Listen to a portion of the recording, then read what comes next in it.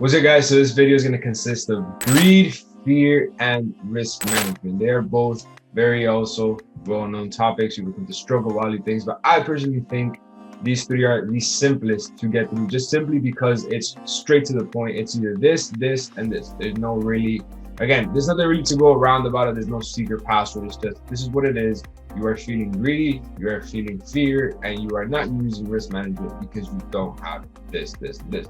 So let's get into it. So greed is something that traders tend to struggle with because they always want every single trade to be like, oh, that big trade that's going to change their life. They want to have that 5-figure day, whatever the case is. And like, oh, that's the trade that's going to pay off my car, pay off my mortgage, or whatever the case is. And then, yes, that is something that could happen, but it's something that happens with bigger size accounts. You can't expect to flip a $500 account to 10,000. Those are ridiculous percentage returns. Again, if you're basing that off of percentages, you're talking over thousands of percentages. You know, that's something unrealistic, and you're putting your whole trading account at risk. So that's not the ideal thing. That is not an investment strategy. So then what traders tend to do is they tend to get greedy, and then when trades get to the take profit, wherever it is that they were targeting, we're like, oh, that's not enough, I want more than whatever that is. So then what they tend to do is they tend to hold their positions to unrealistic take profits, and then basically there they either come back to taking out a break even, or then they close trades when they get a little bit to drawdown, and then it flies to the take profit, and now their emotions are all over the place. But again, your emotions are all over the place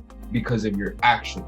Your actions lead to your emotion. If your actions are in check, then there will be no emotion. All right, so this is a perfect example how a trade that we took would have played out perfectly, and then we would have closed at our take profit. But then seeing the end result, if we would have held, then we would have tend to got greedy or emotions, because if we would have held the trade, we would have made so much more dollars. Would have, could have, should have, all of these excuses. So as you can tell here, this is a very, very clean setup. This is actually how I love to trade. I love to have literally my charts exactly how you're seeing it. Less is more.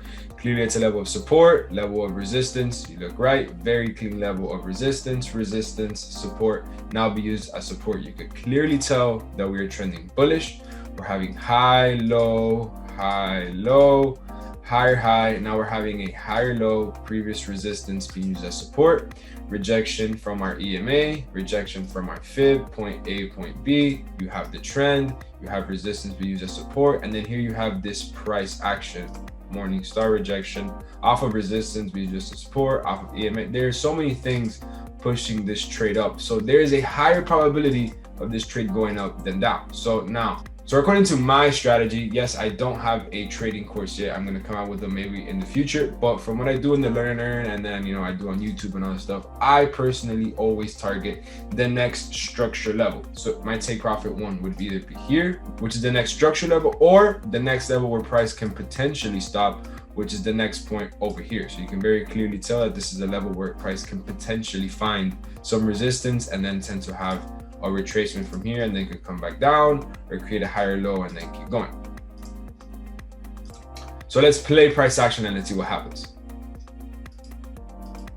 So beautiful entry, price is kind of slowing down a little bit. Clearly we've had a reaction off of this level. Now we've had the push away.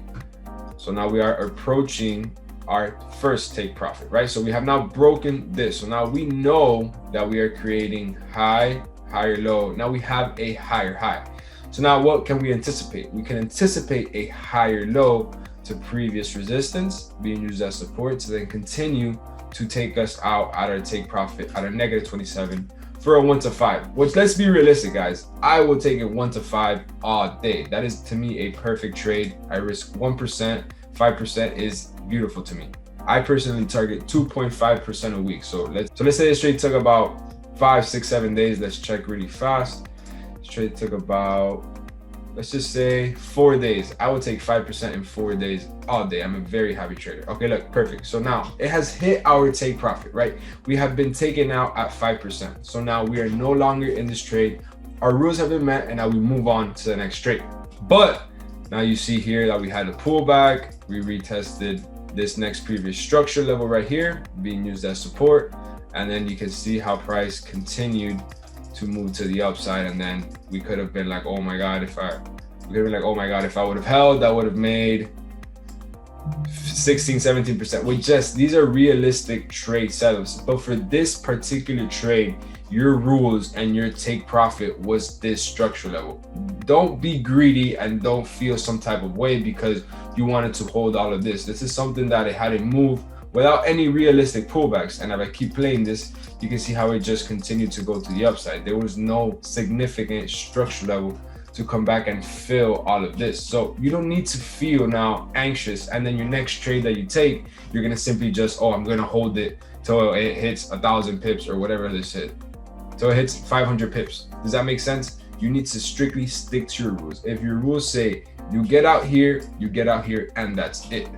We follow the rules, we made money, and we move on. So now we have entered this mindset where like, oh, we left so much money on the table. The next trade I'm going to take, I'm going to hold all the way. I don't care. So now you enter this emotional mindset where the next trade you take, you're going to simply feel like I have to hold it all the way because I cannot miss on those profits anymore. And this is what tends to happen with these next type of trades. So this is your next trade after making 5% and now missing those extra 10, 15%. So now you want to get another huge swing trade just like that, which is very much realistic. But for that trade itself, we were targeting that amount. And that's why we took it out at that amount. So now we have come across the same exact trade, which is very, very similar to the trade. You can tell it is a very clean level of support, resistance, now being used as support. We have rejection of resistance, rejection of fib, and then you have the same exact price action above the EMA, and then you have all of this bullish trend, everything you would want to see in the trade, right? So now you would put your long position with your stop loss right under, let's say about a nice 35 pips, and then you would be targeting the next structure level right here, which is a level that it can potentially be a level of resistance, support, resistance, and it could be used as resistance along with the -27 of your fib. So we could see a reaction from here, the same exact thing how it did in the previous trade, have a reaction, have a pullback, and then keep going, or it could come here and then reject. So let's see how this trade played out. So we automatically had beautiful rejection off of this level, straight to our take profit.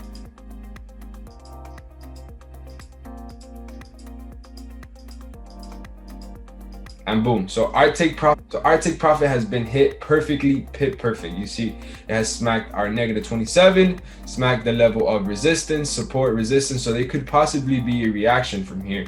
But you're like, no, that's not enough. 2.3% is not enough. I want to get 5% again. So you simply just hold the trade. But you are breaking now your rules. Your rules said to hold your trade to that point and get out. Why? Because it's your -27 or whatever reasoning it is, that is the reasoning why you're gonna get out. But now coming off of that trade that you missed so much of the profits, now you want to simply hold as much as you can. So let's see what happens.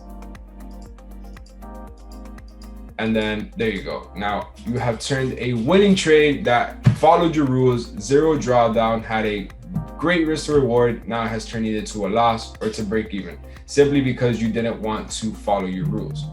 So now you're gonna enter this downward spiral of emotions because you're like, wow, I was in the blue, I didn't close out, but you didn't stick to your rules, which is the #1 thing. You cannot bash yourself for closing a trade in profit. You made money. You need to stick to your plan and keep going. Why fix something that's not broken?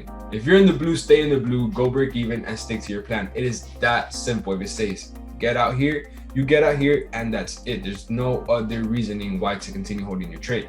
So now we're going to talk about fear. Fear is probably solely one of the hardest things people struggle, not only with trading, but with life itself. People are fearful of failing, fear of somebody's opinion, fear to hold, fear to invest, just fear to take risk in general. The only way to learn is by making mistakes. Yes, it is a very cliche saying, but it is the truth. The only way you can learn to not take a trade in the Sydney session is by taking a trade in the Sydney session and then realizing that there's no volume there. So now you have made the mistake, you have learned, and now you know to only trade during London or New York or whatever session is best to your trading. Now, how do you learn this? By making mistakes, by journaling your mistakes, and then analyzing what you're good at. If you're good at London, you trade London. If you're good at New York, you're good at New York. But you need to analyze, write these things down, and then know what you're good at. You're the only person that is going to know what it is that you're good at and what it is that you're bad at. Again, whatever it is that you're good at, you magnify it. Whatever it is that you're bad at, you push it away and learn from your mistakes.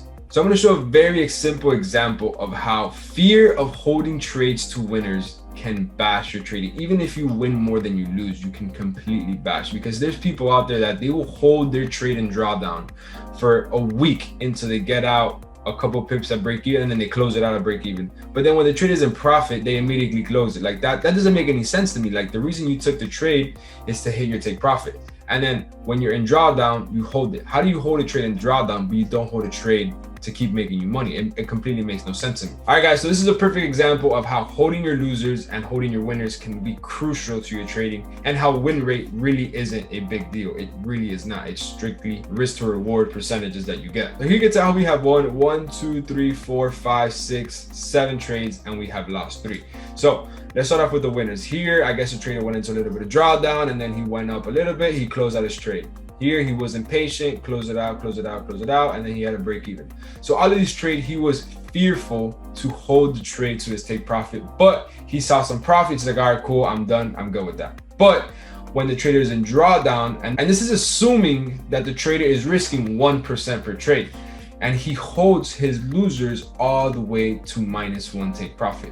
The trader could have not even held the winning trades all the way to +1 take profit. That's why this percentage win rate is not ideal. Here he has 7 winners, 3 losers, and he has 0 percentage gain, because this is -3% and then this is +3%. You can tell this is 1%, 2%, not even. This is about 2.6, 2.7%. So it just shows you how win rate isn't ideal, and how you cannot be fearful to holding your trade. If your trade's take profit is a 1 to 3, 1 to 2, you hold it to there, and that's it. There's no other answer. You hold it to your take profit. Once it gets to your take profit, you close, you move on to the next trade. It worked. You did something that worked. Now you move on and repeat. Now we're going to talk about the next video, which is going to be risk management. This is something very, very crucial to a lot of people, but it is very simple. I'll break that down to you guys now, so I'll see you in the next video.